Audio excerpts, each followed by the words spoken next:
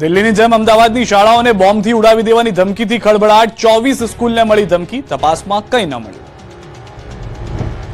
અમદાવાદની શાળાઓને બોમ્બથી ઉડાવી દેવાની ધમકી, તપાસના અંતે કંઈ ન મળતા રાહત। અમદાવાદની કેટલીક શાળાઓને બોમ્બથી ઉડાવી દેવાની ધમકી મળતા તંત્ર દોડતું થઈ ગયું। એક બાદ એક 24 શાળાઓને મેલથી ધમકી આપવામાં આવતા ચારેકોર બોમ્બ સ્ક્વોડ અને ડોગ સ્ક્વોડની ટીમ કામે લાગી।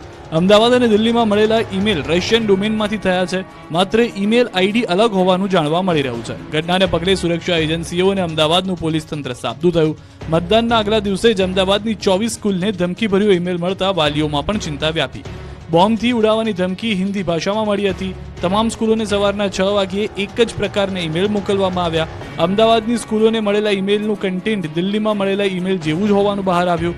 ધમકીભર્યા ઈમેલ બાદ તંત્રએ તલસ્પર્શી તપાસ કરી, પરંતુ તપાસના અંતે કંઈ હાથ ન લાગતા સૌએ રાહતનો શ્વાસ લીધો। તપાસના અંતે અધિકારીઓએ જણાવ્યું હતું કે ગભરાવાની કોઈ જરૂર નથી। તેમણે કહ્યું કે વિદ્યાર્થીઓ, વાલીઓ અને શિક્ષકોને વિનંતી કરું છું કે દિલ્હીમાં પણ આ રીતે 150 સ્કૂલોને મેલ મોકલવામાં આવ્યો હતો, તેમાં પણ કંઈ નીકળ્યું નહોતું, જેથી ચિંતા કરવાની જરૂર નથી। રાજ્યમાં કાલે પ્રધાનમંત્રી મોદી, અમિત શાહ સહિતના દિગ્ગજો મતદાન કરશે। મતદાન મથકો પર સુરક્ષા જડબે સલાક। લોકશાહીના મહાપર્વમાં ગુજરાતની ધરતી પરથી દિગ્ગજ નેતાઓ મતદાન કરશે। ખુદ પ્રધાનમંત્રી મોદી ઉપરાંત કેન્દ્રીય ગૃહમંત્રી અમિત શાહ પણ મતદાન કરવા અમદાવાદ આવશે। ગુજરાતની લોકસભાની 25 બેઠકો ઉપરાંત વિધાનસભાની ખાલી પડેલી 5 બેઠકોની પેટા ચૂંટણીમાં પણ મતદાન થશે। લોકશાહીના મહાપર્વમાં આવતીકાલે દિગ્ગજો ગુજરાતમાં મતાધિકારનો ઉપયોગ કરશે। પ્રધાનમંત્રી મોદી રાણીપમાં સવારે 7:30 વાગે પોતાના મતાધિકારનો ઉપયોગ કરશે, તો કેન્દ્રીય ગૃહમંત્રી અમિત શાહ નારણપુરામાં, યુપીના રાજ્યપાલ આનંદીબેન પટેલ શિલજમાં, મુખ્યમંત્રી ભૂપેન્દ્રભાઈ પટેલ શિલજમાં, પ્રદેશ ભાજપ પ્રમુખ સી આર પાટીલ સુરતમાં, મનસુખ માંડવિયા પાલિતાણામાં, ગૃહ રાજ્યમંત્રી હર્ષ સંઘવી સુરતમાં, કર્ણાટકના પૂર્વ રાજ્યપાલ વજુભાઈ વાળા રાજકોટમાં અને પોરબંદર ભાજપ ઉમેદવાર પરસોત્તમ રૂપાલા અમરેલીમાં પોતાના મતાધિકારનો ઉપયોગ કરશે। પ્રધાનમંત્રી અમદાવાદમાં કરશે મતદાન, રાણીપની નિશાન સ્કૂલ બહાર સુરક્ષા સઘન। આવતીકાલે સમગ્ર દેશમાં લોકસભાની ચૂંટણીનું ત્રીજા તબક્કાનું મતદાન યોજાશે, જેમાં ગુજરાતની 25 બેઠકો પર મતદાન થશે। પ્રધાનમંત્રી નરેન્દ્ર મોદી પણ આવતીકાલે અમદાવાદ ખાતે મતદાન કરશે। રાણીપની નિશાન સ્કૂલ ખાતે મોદી સવારે 7:30 વાગે મતદાન કરશે। પીએમના આગમનને લઈને શાળામાં વિશેષ તૈયારી કરાઈ છે। સુરક્ષાને ધ્યાનમાં રાખીને નિશાન સ્કૂલની આસપાસ બેરિકેડ લગાવી દેવામાં આવ્યા છે।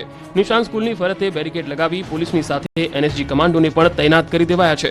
મતદાન સમયે પીએમની સુરક્ષામાં કોઈ ચૂક ન રહે તે માટે ખાસ ધ્યાન રાખવામાં આવી રહ્યું છે। નિશાન સ્કૂલના રૂમ નંબર 1 માં પ્રધાનમંત્રી મોદી મતદાન કરશે। જ્યારે દેશના પ્રધાનમંત્રી અહીં મતદાન કરવા આવી રહ્યા છે, ત્યારે રાણીપ વિસ્તારના લોકોમાં પણ ભારે ઉત્સાહનો માહોલ જોવા મળી રહ્યો છે।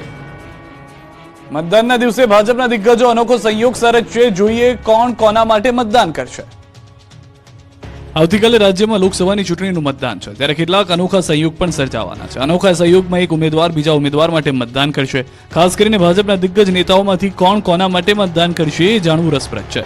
પ્રધાનમંત્રી મોદી રાણીપની નિશાન સ્કૂલ ખાતે મતદાન કરશે। રાણીપ વિસ્તાર વર્તમાન ગાંધીનગર બેઠકનો મત વિસ્તાર છે। ગાંધીનગરમાં આવતા મતક્ષેત્રમાં રાણીપ પણ હોવાથી પ્રધાનમંત્રી મોદી ગૃહમંત્રી અમિત શાહ માટે મતદાન કરશે। આ તરફ ઉત્તર પ્રદેશના રાજ્યપાલ આનંદીબેન પટેલ પણ શિલજ ખાતે મતદાન કરવાના છે। શિલજ પણ ગાંધીનગર મતક્ષેત્રમાં આવતો હોવાથી આનંદીબેન અમિત શાહ માટે મતદાન કરશે। રાજકોટ બેઠક પરથી લડતા કેન્દ્રીય મંત્રી પરસોત્તમ રૂપાલા પણ અન્ય ઉમેદવાર માટે મતદાન કરશે। પરસોત્તમ રૂપાલાનું મતદાન કેન્દ્ર અમરેલી જિલ્લાનું ઈશ્વરિયા ગામ છે। ઈશ્વરિયા ગામ અમરેલી લોકસભામાં સમાવિષ્ટ હોવાથી અમરેલી બેઠકના ઉમેદવાર માટે મતદાન કરશે। પોરબંદર બેઠક પરથી લડતા ડોક્ટર મનસુખ માંડવિયા પણ ભાવનગરના પાલિતાણાના અનોલ ગામ ખાતે મતદાન કરશે। અનોલ ગામ ભાવનગર બેઠકમાં હોવાથી માંડવિયા ભાવનગરના ઉમેદવાર માટે પોતાનો મત આપશે।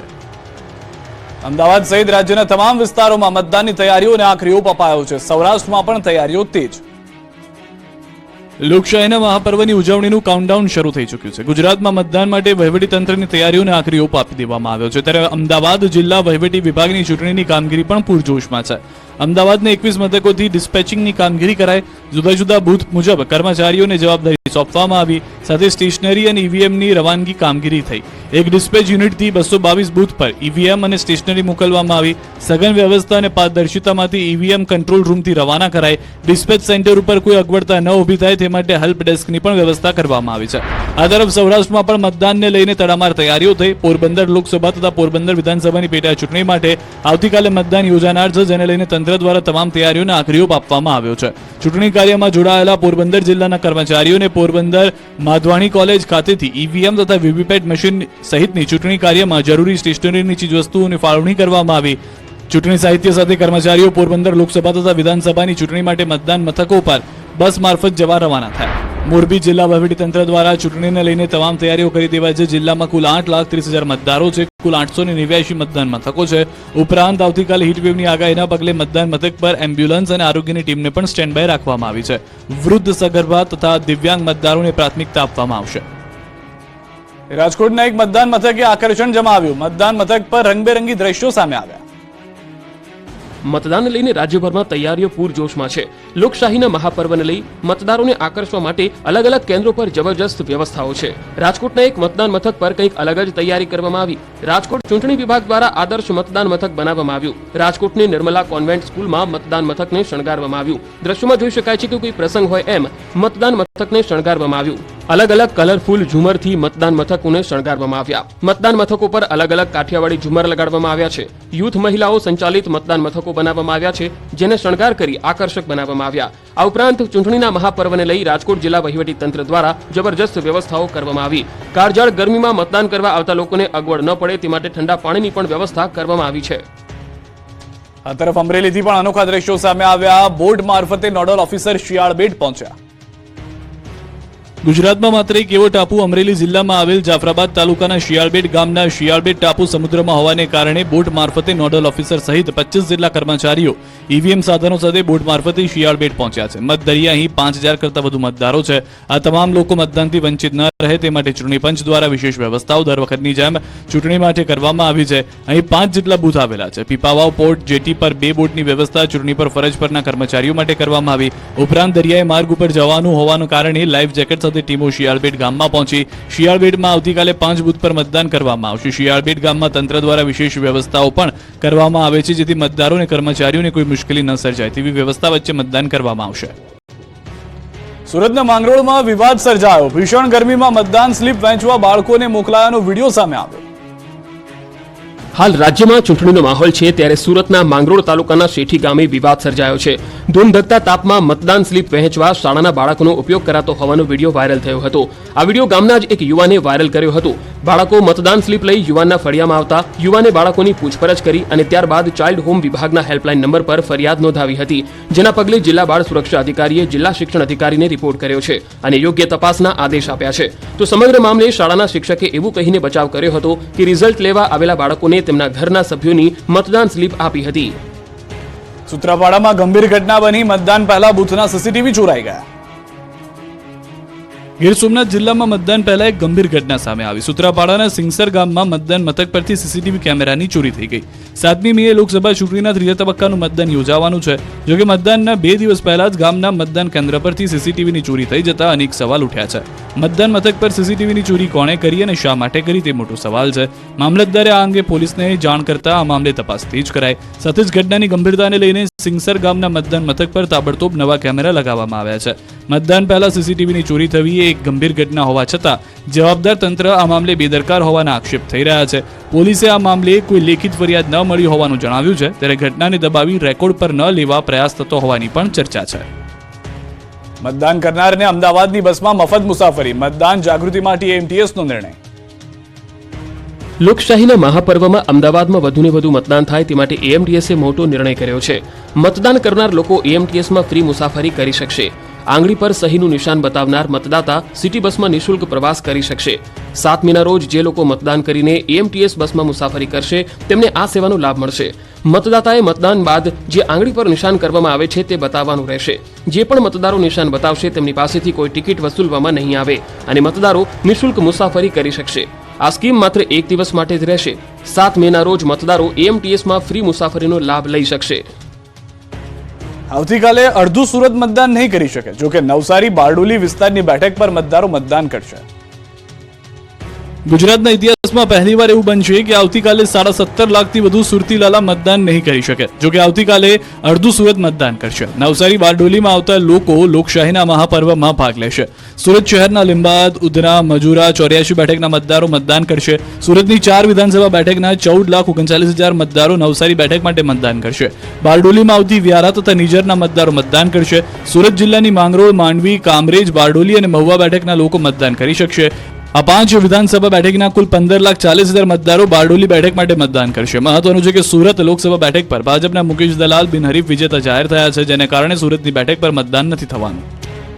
આ તરફ સાબરકાંઠા લોકસભા બેઠક પર તંત્ર સજ્જ બન્યું, મતદાન સેન્ટર પર તંત્રની કામગીરી પૂર્ણ. સાબરકાંઠા બેઠકના મતદાન માટે બંને જિલ્લા વહીવટી તંત્ર દ્વારા તૈયારીઓ કરવામાં આવી છે. મોડાસા ખાતે ઈવીએમ અને વીવીપેટ કરાયા ડિસ્પેચ. 2326 બૂથ પર ઈવીએમ પહોંચાડવાની કામગીરી પૂરજોશમાં શરૂ કરાઈ હતી. મહત્વનું છે કે અરવલ્લી જિલ્લાની 3 વિધાનસભા સીટોના કુલ 19.76 લાખ મતદારો મતદાન કરવાના છે, જે માટે 1326 પોલિંગ સ્ટેશનો, 2326 ઈવીએમ, 1169 બૂથ ઉપર વેબકાસ્ટિંગ, 526 સંવેદનશીલ મતદાન મથકો ઉપર 10,000થી વધુ કર્મચારીઓ ચૂંટણી કામગીરીમાં ફરજ બજાવશે. જિલ્લા પોલીસ દ્વારા 1 SP, 2 ASP, 2 DYSP, 15 PI, 35 PSI, 1180 police, 1395 home guard અને 350 પેરામિલિટરી ફોર્સ ગોઠવી ચુસ્ત બંદોબસ્ત ગોઠવવામાં આવ્યો છે. સંઘ પ્રદેશમાં પણ મતદાનની તૈયારીઓ પૂર્ણ થઈ. દમણમાં સ્પેશિયલ ઇલેક્શન વોર રૂમ બનાવાયો. સંઘ પ્રદેશ દીવ અને દાદરાનગર હવેલીમાં પણ લોકસભાની ચૂંટણીનો આખરી ઓપ અપાઈ ગયો છે. સ્પેશિયલ ઇલેક્શન વોર રૂમ બનાવવામાં આવ્યો છે. દમણમાં બનાવવામાં આવેલા આ ઇલેક્શન વોર રૂમમાં પ્રદેશના મુખ્ય ચૂંટણી અધિકારીઓ અને તેમની ટીમ તૈનાત રહેશે. તમામ મતદાન મથકો પર અંદર અને બહાર લગાવવામાં આવેલા સીસીટીવી કેમેરાનું લાઈવ સ્ટ્રીમિંગ પણ આ સ્પેશિયલ વોર રૂમમાં કરવામાં આવશે. ખાસ વાત તો એ છે કે મતદાન મથકો પરના માત્ર દ્રશ્યો જ નહીં, બેઠકો પરથી આવતા અવાજ અને ગણગણાટ પણ સ્પેશિયલ હાઈટેક વોર રૂમના માધ્યમથી મુખ્ય ચૂંટણી અધિકારીઓના કાન સુધી પહોંચશે. આ તરફ નવસારીમાં પણ ચૂંટણીની તૈયારીઓને આખરી ઓપ અપાઈ રહ્યો છે. મતદાન સામગ્રી પહોંચાડવાની કામગીરી હાથ ધરવામાં આવી. નવસારી જિલ્લામાં 1116 જેટલા મતદાન મથકો છે અને 5000થી વધુ લોકો ચૂંટણીની કામગીરીમાં જોડાયેલા છે. સુરતમાં મતદાન નથી, પરંતુ બારડોલીમાં મતદાનને લઈને તૈયારીઓ તડામાર છે. લોકસભાની ચૂંટણીને લઈ મતદાન મથક વચ્ચે બારડોલી લોકસભા બેઠક માટે ઈવીએમ મશીન તેમજ વીવીપેટની ફાળવણી કરવામાં આવી. મતદાનની પ્રક્રિયા સુગમ બની રહે અને શાંતિપૂર્ણ રીતે યોજાય તે માટે ચૂંટણી તંત્ર દ્વારા ઝીણવટપૂર્વક તમામ વ્યવસ્થાઓ કરવામાં આવી છે.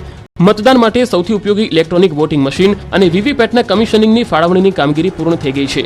લોકસભાની ચૂંટણીમાં બારડોલીમાં કુલ 276 મતદાન મથકો તૈયાર કરવામાં આવ્યા છે, જેમાં 7 સખી મતદાન મથક તેમજ પીડબ્લ્યુડી મતદાન મથકો તેમજ આદર્શ મતદાન મથકો સહિત યુવા સંચાલિત મતદાન મથકો બનાવવામાં આવ્યા છે. 276 મતદાન મથક માટે 276 ઈવીએમ અને વીવીપેટની ફાળવણી કરવામાં આવી. સાથે સાથે 276 જેટલા પ્રિસાઇડિંગ ઓફિસરોની પણ ફાળવણી કરવામાં આવી. મદદનીશ ચૂંટણી અધિકારી અને ચુસ્ત પોલીસ બંદોબસ્ત તેમજ જીપીએસ ટ્રેકરની નજર હેઠળ જે તે મતદાન મથકોમાં ઈવીએમ અને વીવીપેટ પહોંચાડવામાં આવશે. આ તરફ બોટાદમાં પણ મતદાનને લઈને તૈયારીઓ થઈ. સુરક્ષા વ્યવસ્થા પણ સઘન કરાઈ. બોટાદ વહીવટી તંત્ર દ્વારા આવતીકાલે યોજાનાર લોકસભાની ચૂંટણીની તમામ તૈયારીઓ પૂર્ણ કરવામાં આવી. મતદાનને લગતી ઈવીએમ, વીવીપેટ સહિતની સામગ્રીઓનું વિતરણ કરવામાં આવ્યું અને તમામ કર્મચારીઓ મતદાન મથક પર જવા રવાના થયા.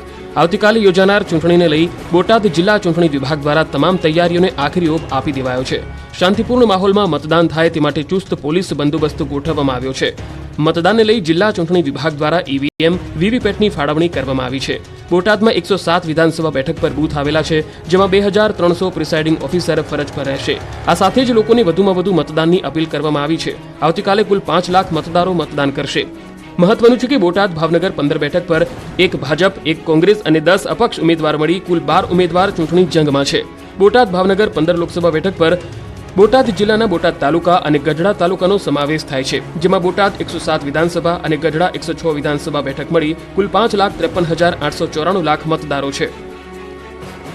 મતદાન કર્યું હોવાનું નિશાન બતાવો અને દવા પર ડિસ્કાઉન્ટ મેળવો. ગુજરાત કેમિસ્ટ એન્ડ ડ્રગિસ્ટ એસોસિએશને કરી જાહેરાત.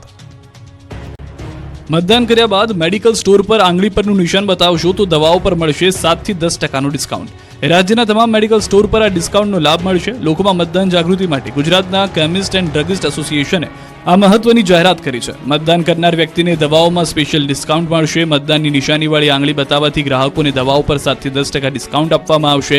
આ સ્કીમનો લાભ રાજ્યભરના તમામ મેડિકલ સ્ટોર પર આપવામાં આવશે. જોકે 7મી મીએ એક દિવસ પૂરતી જ આ યોજનાનો લાભ મળશે. ગુજરાત કેમિસ્ટ એન્ડ ડ્રગિસ્ટ એસોસિએશનના ચેરમેને વધુમાં વધુ મતદાન કરવાની રાજ્યની જનતાને અપીલ કરી છે.